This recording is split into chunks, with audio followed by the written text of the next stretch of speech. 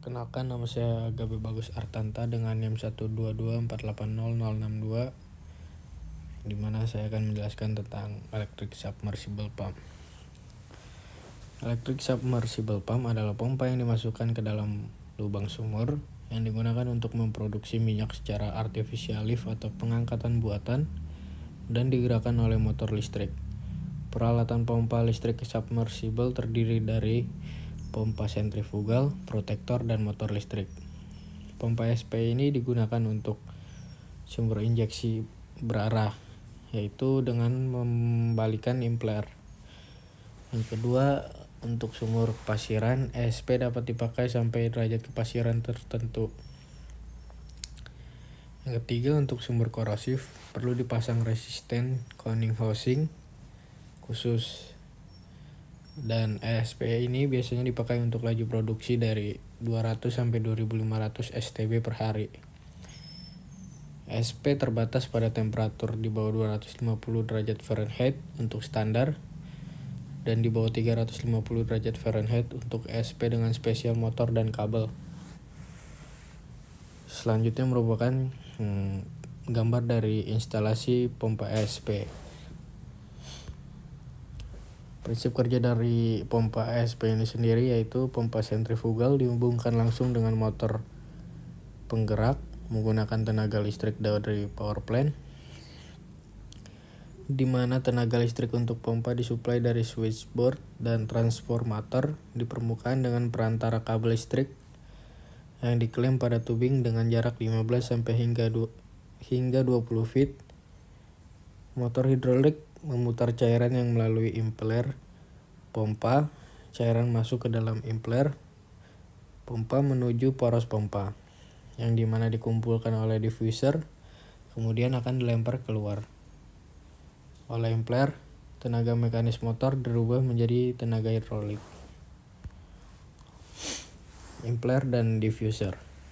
Impeller terdiri dari dua piringan yang di dalamnya terdapat sudut-sudut.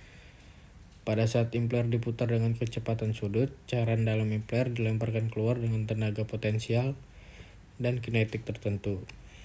Cairan yang ditampung dalam rumah pompa kemudian dievaluasikan melalui diffuser. Sebagian tenaga kinetik dirubah menjadi tenaga potensial berupa tekanan. Karena cairan dilempar keluar, maka terjadi proses penghisapan. Berikut merupakan gambar dari impeller dan diffuser. Peralatan surface pada ESP. Yang pertama yaitu ada tubing head. Tubing head ini sendiri sebagai penyokong dari rangkaian tubing dan untuk menutup ruang antara casing dengan tubing dan untuk menutup ruang antara casing dengan tubing. Yang kedua yaitu ada drum. Alat yang digunakan sebagai tempat untuk menggulung kabel apabila pompa dicabut. Yang ketiga ada junction box, ditempatkan di antara kepala sumur dan switchboard, yang biasanya ditempatkan 15 feet dari kepala sumur dan normalnya di antara 2 sampai 3 feet di atas permukaan tanah.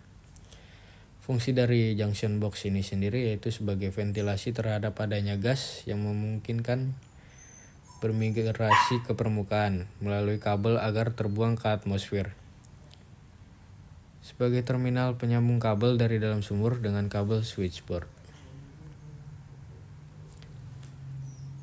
Selanjutnya ada switchboard, yaitu panel kontrol kerja di permukaan saat pompa bekerja yang dilengkapi dengan motor, controller, overload dan underload protection, serta alat pencatat yang bisa bekerja secara manual maupun otomatis dan dapat digunakan untuk tegangan dari 440 volt sampai 4800 volt.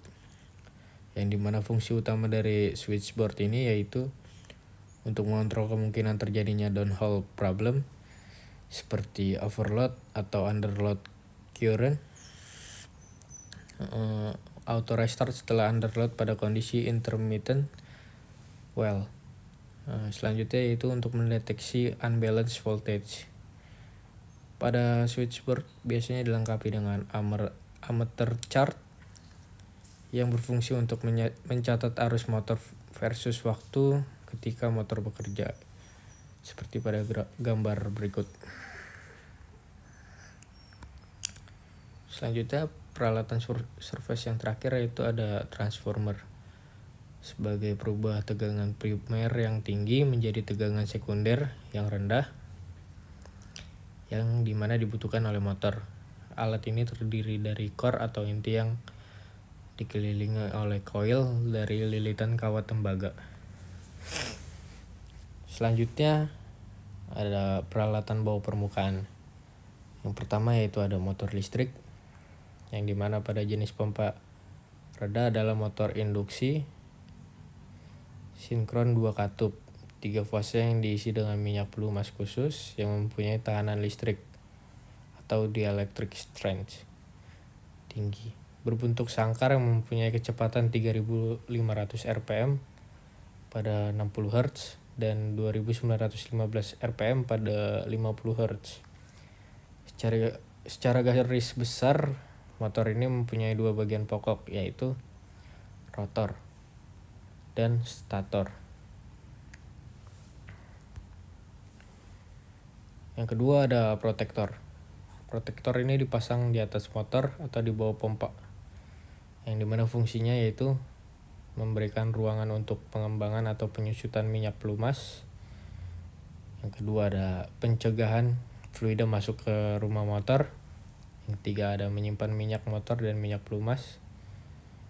Yang keempat, memberikan keseimbangan tekanan dalam motor dengan tekanan luar, yaitu tekanan fluida sumur pada kedalaman tertentu. Secara umum, protektor mempunyai 2 macam tipe, yaitu positive seal atau modular type protector dan labyrinth type protector. Yang ketiga yaitu ada pompa, yang dimana fluida masuk ke dalam pompa melalui intake dan diterima oleh stage paling bawah dari pompa impeller yang akan mendorong masuk sebagai akibat proses sentrifugal. Maka fluida tersebut akan terlempar keluar dan diterima oleh diffuser. Oleh diffuser, tenaga kinetis fluida akan dirubah menjadi tenaga potensial dan diarahkan ke stage selanjutnya. Pada proses tersebut, fluida memiliki energi yang semakin besar dibandingkan pada saat masuk. Selanjutnya ada gas separator atau pump intake. Pada sumur-sumur yang tidak banyak mengandung gas, cukup menggunakan pump intake saja. Tetapi pada sumur-sumur dengan gas oil ratio atau GOR tinggi, gas separator dapat disambungkan dengan pompa guna memberikan efisiensi pompa. Dalam hal ini, gas separator berfungsi sebagai mencegah menurunnya head capacity yang dihasilkan pompa. Yang kedua yaitu mencegah terjadinya fluktuasi beban pada motor. Yang ketiga, untuk mengurangi adanya surging pada pressure. Selanjutnya peralatannya yaitu ada kabel listrik, yang dimana sebagai penyalur aliran listrik dari permukaan ke motor. Kabel ini diklaim pada tubing dengan interval yang sama mulai dari bawah sampai tubing head. Diameter kabel disesuaikan dengan besarnya arus listrik yang mengalir, penurunan tegangannya, dan clearance antara tubing dan casing. Kabel listrik ini terdiri dari 3 kabel tembaga yang diisolasi satu sama lain dengan pembalut dari karet. Tiganya terbungkus oleh satu pelindung yang terbuat dari baja. Ada 2 buah jenis kabel yang biasa digunakan, yaitu round dan flat. Berikut merupakan sumber yang saya gunakan. Sekian presentasi dari saya. Terima kasih.